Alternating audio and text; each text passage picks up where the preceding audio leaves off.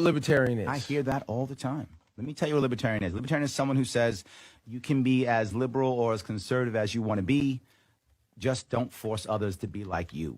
Got it. That's what we are all about. We are all about long-term solutions, not short-term solutions. We're all about changing culture, not just changing law. Law, we have to remember something. At the end of almost every single law is a guy or a gal with a gun who will put you in a cage. And if you don't want to go in that cage, he or she is going to kill you. That means you only use law when it really matters, not just because I'm angry, not just because I don't like you, not because you should do some activity I think you shouldn't do, or whatever the case may be. It's only for important things like life and liberty and property and things like that. That's when you use violence. That's when you use force. That's what libertarians are all about.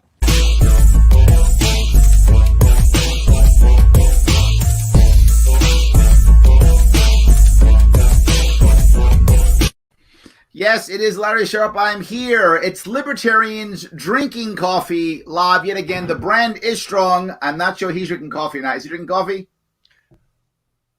There we go. We are rocking and rolling. The brand is strong. We're making sure it's happening almost every other day. You see me here talking to libertarians because we are on the move. We are running. We are making impact. We are talking to people, and we've got to share our media. So I'm going to ask you guys if you would please like, comment, share, let people know that this is happening, that it isn't only about the COVID crisis. Obviously it is, but it isn't only about that. It's not only about whether you love or hate Trump. Clearly for a lot of people it is about that, but not only about that. There are other things happening in this world, to include local people running in local areas.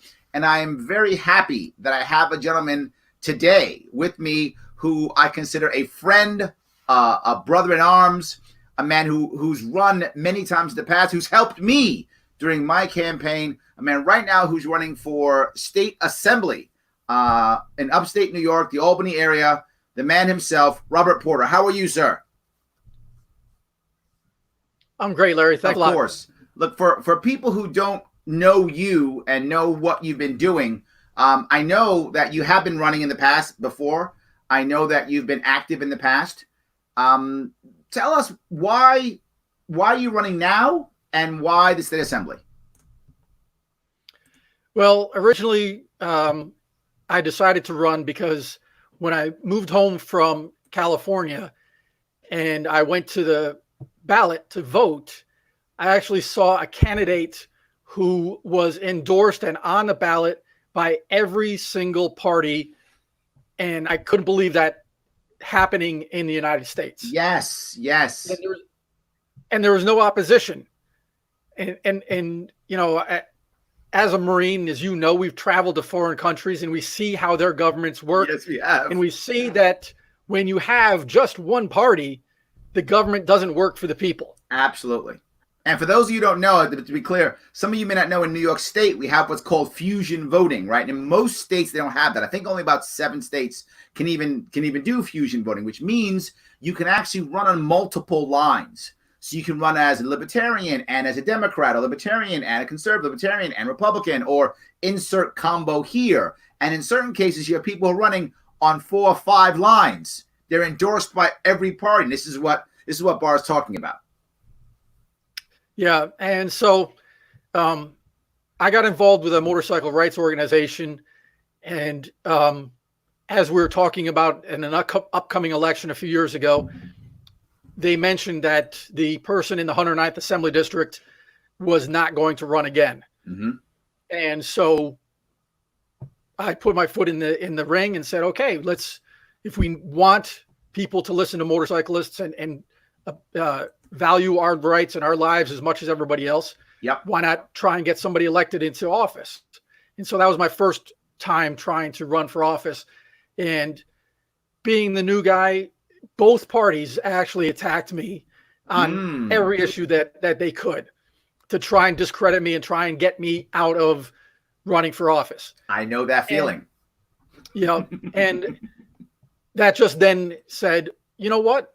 I'm doing something right. I need to be here. I need to give people another option. Right.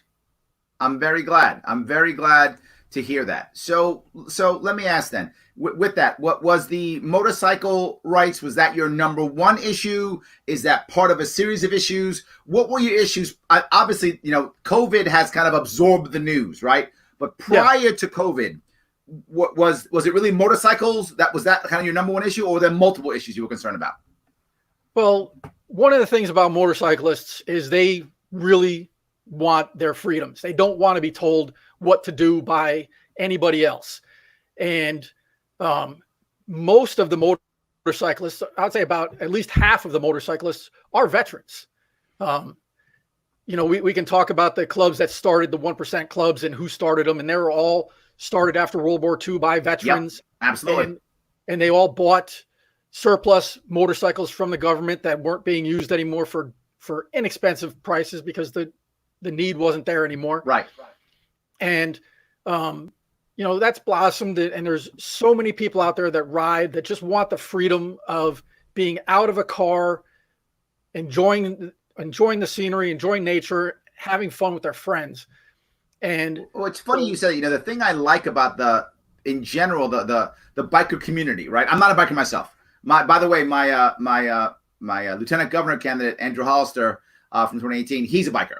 I'm not, but I love the community of it. I love the idea that you rely on yourself and your community.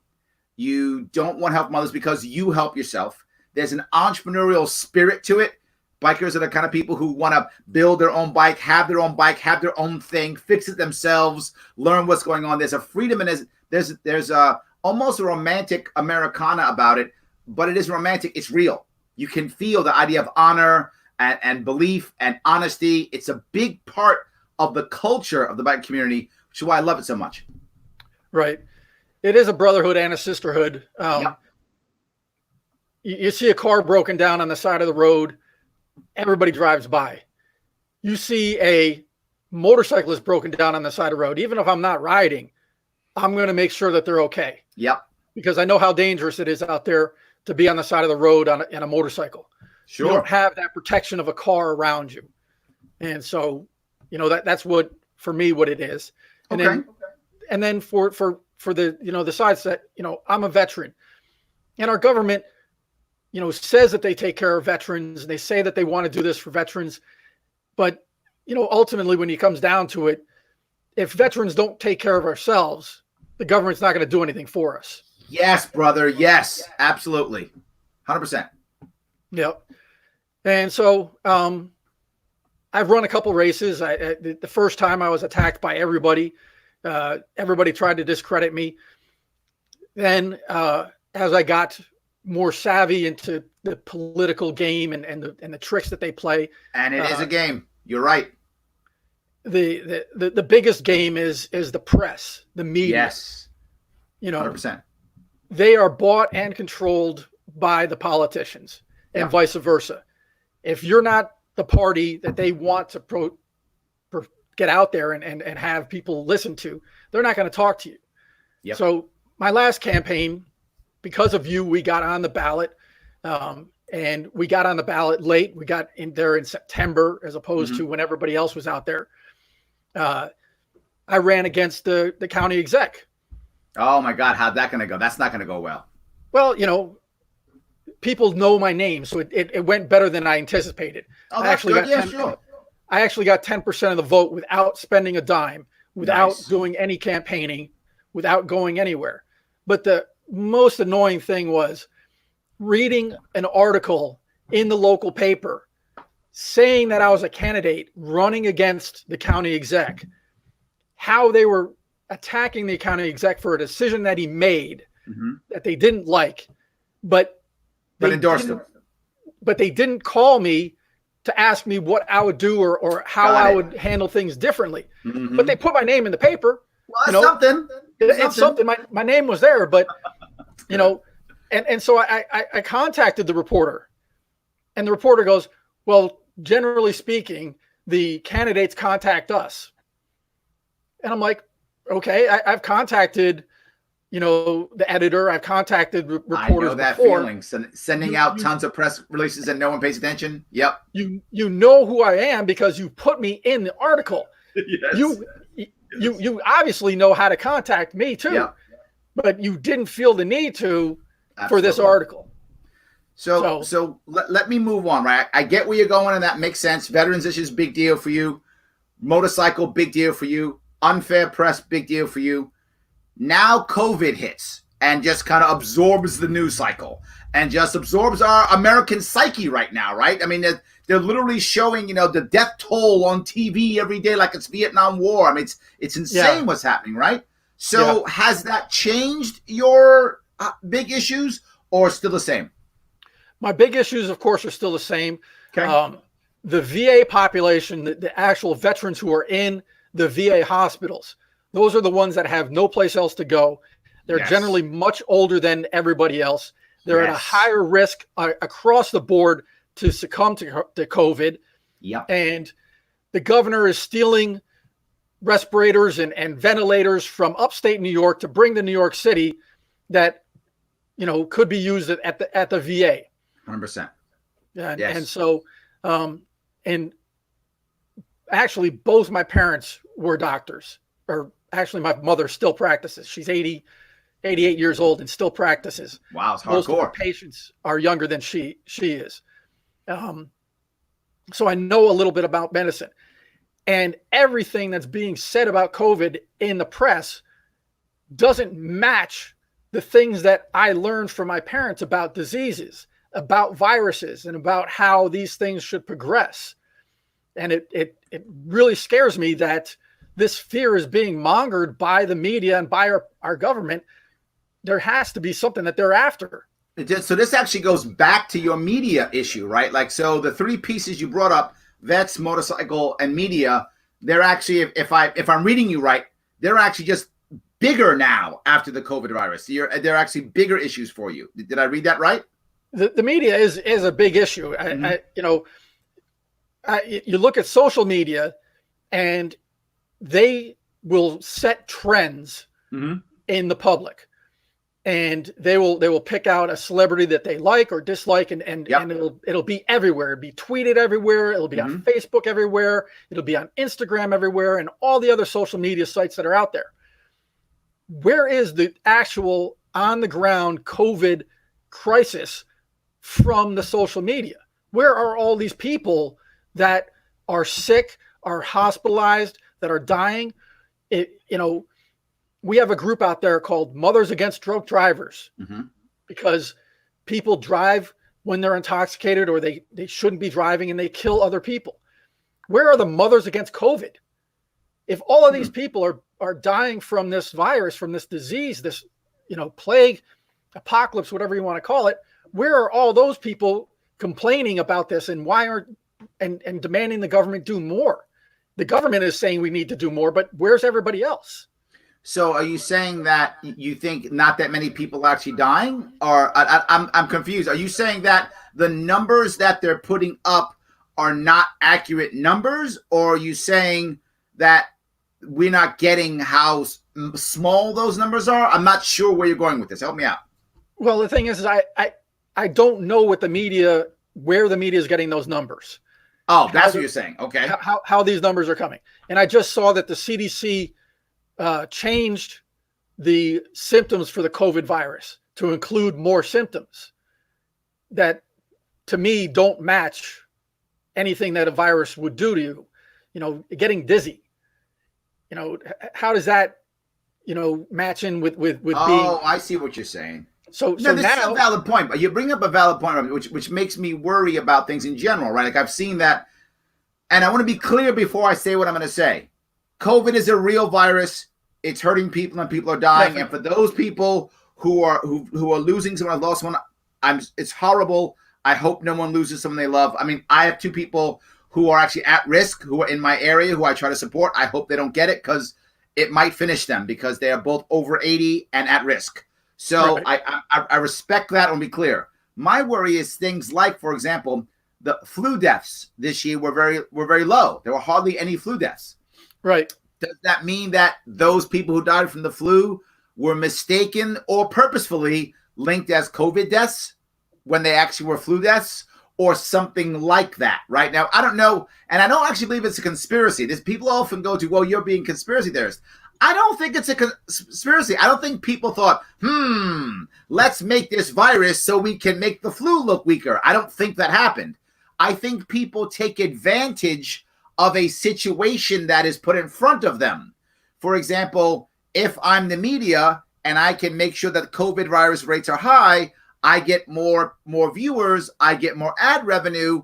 I'll do that. Or I'm a hospital and I'll get more either attention or money or federal funds if I have more COVID patients. So if I'm unsure if it's flu or COVID or if it's something like COVID, I'm going to check my box COVID. I think that kind of stuff could actually happen very easily without there having to be a conspiracy, just people taking advantage of a situation. I agree. At hospitals, they have to run at a profit and they have to be able to take care of other patients, and they get money from that. Mm-hmm. A good example of a hospital getting money, the Veterans Administration, the hospitals, even if they don't provide care for a patient, if a veteran signs up for care, that hospital is then given money by the federal government for that person. It's a set rate. It's $2,500 a year. Got it. So it's in their best interest to register as many veterans as they can.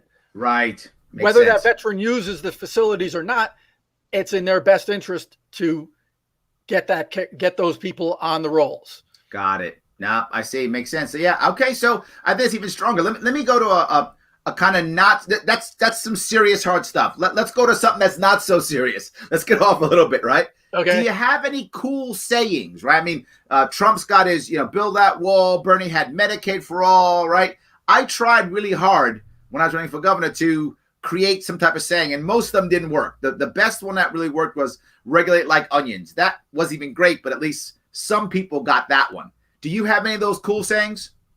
Well, a fellow veteran and libertarian, he's actually a DJ on the radio right now. He came up with one of the good catchphrases is raise the bar.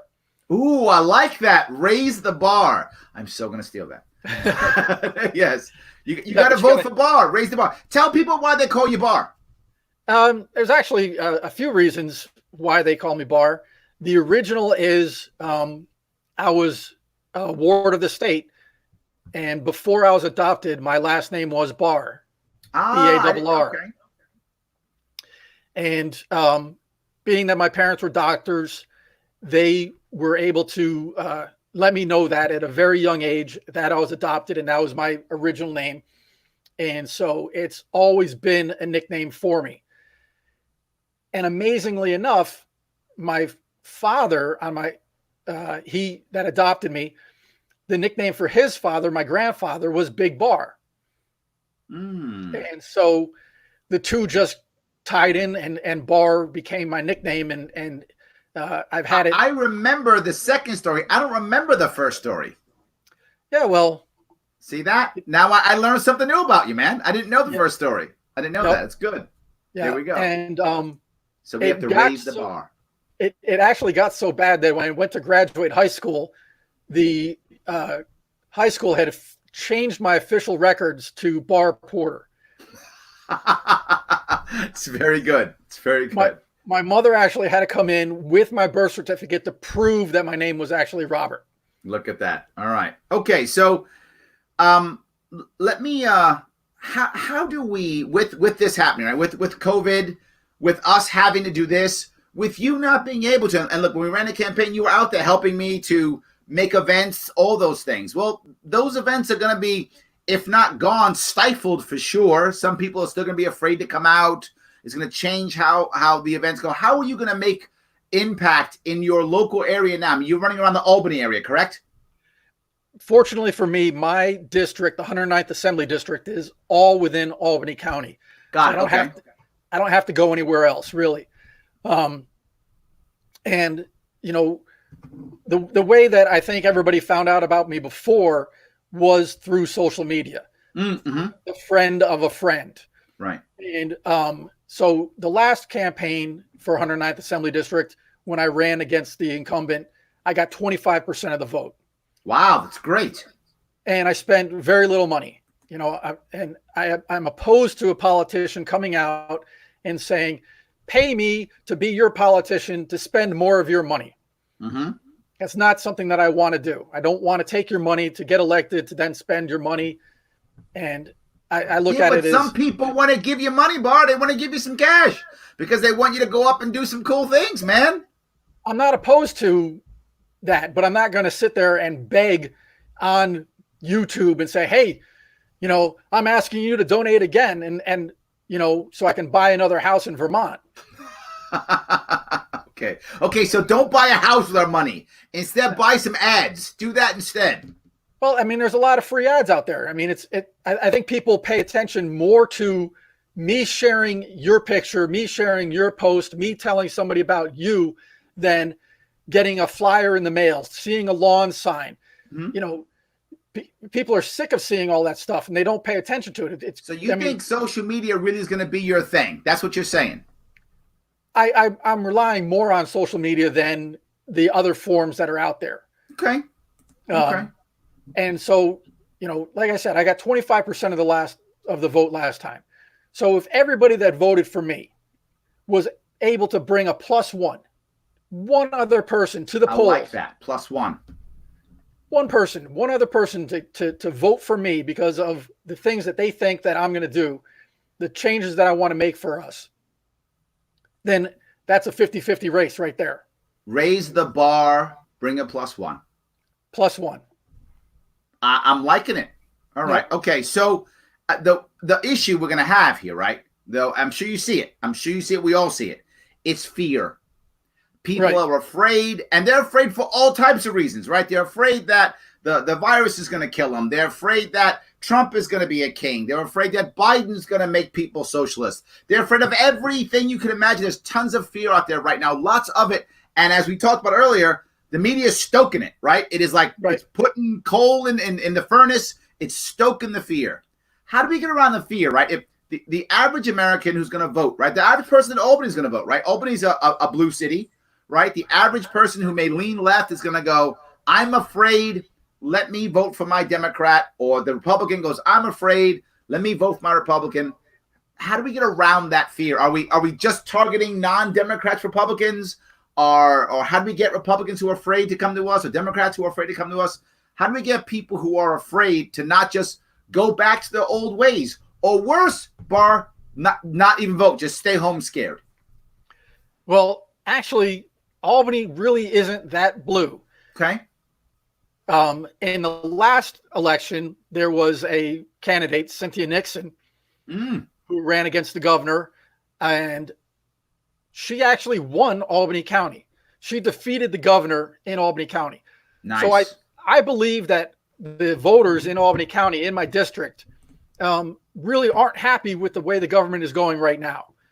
So I do believe that there are some Democrats out there that would be willing to look at another candidate as long as that candidate isn't the dreaded Republican.